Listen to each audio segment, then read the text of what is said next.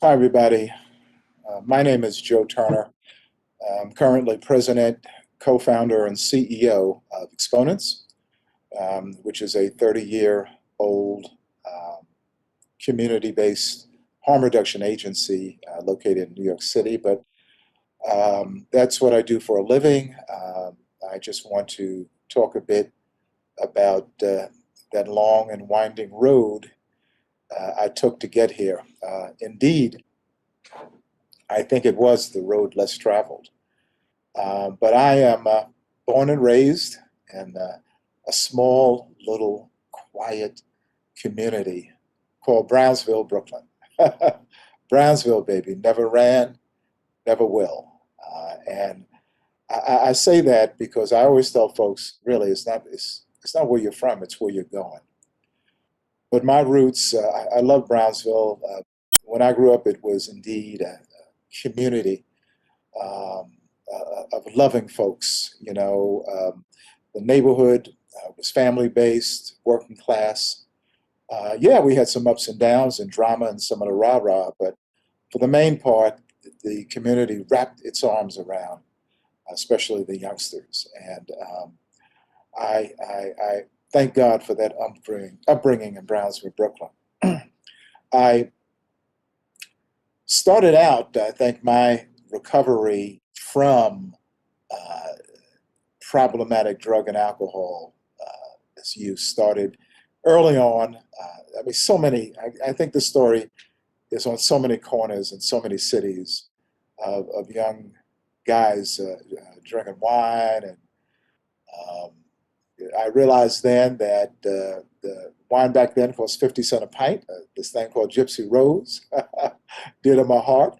And I realized then that with 50 cents, I could change indeed the way that I felt. And I loved it, was attracted to it like a gnat to a flame, and all the accoutrements that went with that, including the street life. I loved it, loved the street life.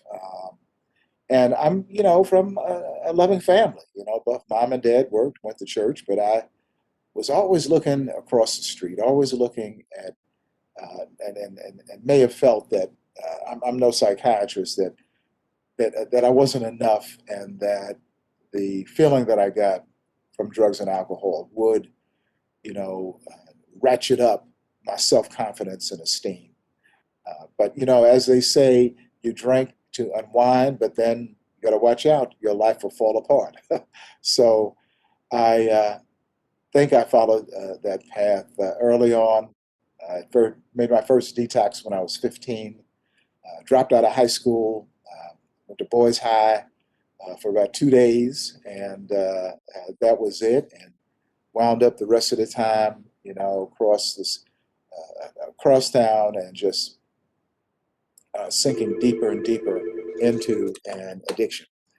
And I went to, excuse me, that's the phone. I'm gonna take it. We can, okay. Sorry about that. How are you going to edit that out, Chris? But so my story continued. I think my descent into that haze, that netherworld of drug use and alcohol use continued. I'm and, for the just for the time involved. Save it to say that I did not graduate high school. Save it to say that I was in and out of detoxes, in and out of jail. But somehow, for some reason, in my 20s, I decided, and I think there were just the forces of my ancestors telling me that I was better than my present situation. I went back to school, somehow began to pull things together. Was married, this is my mid 20s, got my high school diploma, went to college, loved college. And I remember in college, in my senior year, I didn't know what to do. I didn't know if I wanted to teach college, but lo and behold, here come these um, black lawyers, and they gave a presentation. Now, this is back in the 70s, talking about defending political prisoners. It was the Black Liberation Movement, the Black Panther Party. like righteous stuff, and I loved it. I wanted to do it. And the next thing I knew, I was in law school. Yeah, kid from Brownsville in law school. And, W.E.B. Du Bois talks about it, a double consciousness, that that you have a black consciousness, especially if you're in a white school. And he says it's a double consciousness, but I think it's really a dueling consciousness. So I never really felt comfortable in that environment of the law school, and I never really felt comfortable if I would go back to the block. But alcohol would sort of ease that out, and drugs would sort of even that out, and I'd be at peace with the world. And whatever environment I was, I became that. Um, but I graduated law school, worked for the National Council Conference of Black Lawyers, loved it. Did some righteous work with them, then went into private practice. But it was also, I brought myself with me, and bringing myself with me, as the money increased, the drugs and alcohol increased, and I started that descent again until I lost just about everything. Everything. It's not a pretty story. I was homeless, helpless, and hopeless, and found my way into recovery, actually going into a therapeutic community. Now, I'm a harm reductionist, but I went to a therapeutic community and found a community of people just like me. I know we talk about TCs having their excesses, but for me, what supported me and gave me hope was a sense of community, of people that were just like me, that were running things in that house. I loved it. And